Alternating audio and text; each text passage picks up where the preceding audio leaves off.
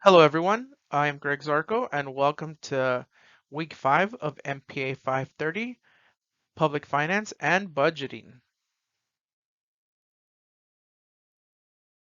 This will serve as my overview slide. This week, we are discussing the Capital Improvement Plan, the CIP, for the City of Hesperia. The City of Hesperia has it listed as the Capital Improvement Program, so a slight difference.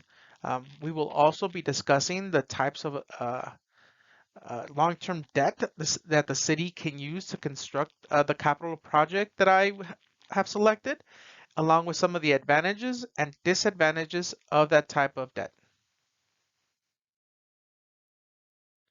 While looking at the overview of the CIP, I was easily able to identify the major categories um, that the city of Hesperia will be working on in the next few years. You can see there's street projects, storm drainage, facilities, water and sewer. Living up here in the desert, I would guess that roughly half of the streets have yet still to be paved. There's a lot of dirt roads. There's still a lot of septic systems in place. So the city is trying to uh, get modernized, and I could see that investing into roads is a big part of that plan. And we can see that they are allocating a little over 48 million just for these major categories.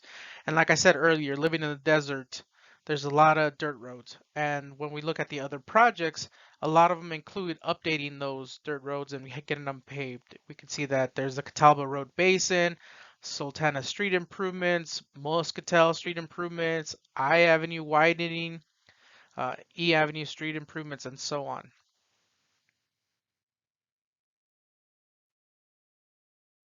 The capital improvement project that I have decided to discuss this week um, is the improvements on Ranchero Road.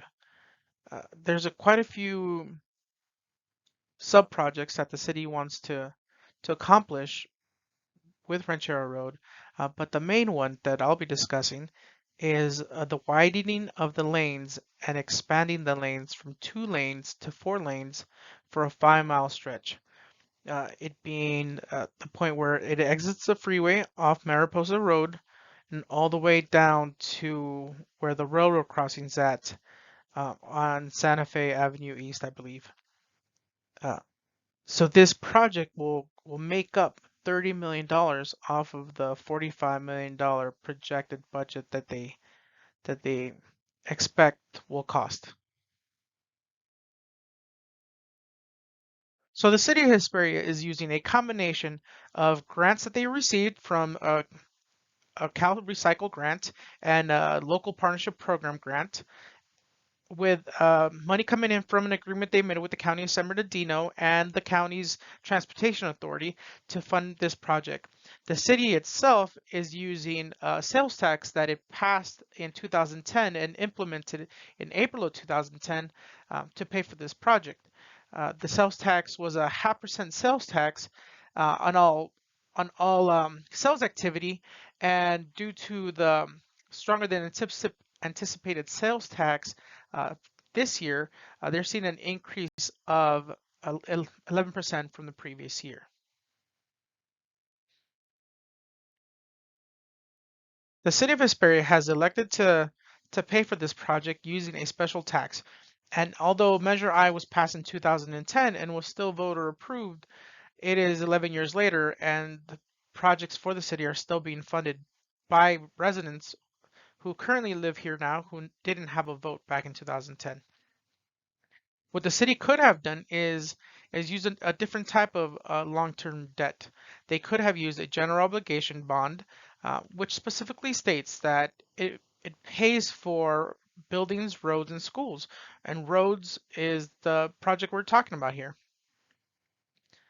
Uh, In conclusion, this week we learned about capital improvement program budgets, how the cities can elect to pay for those type of programs, and the types of long-term debt. Thank you for joining me this week. Have a good weekend.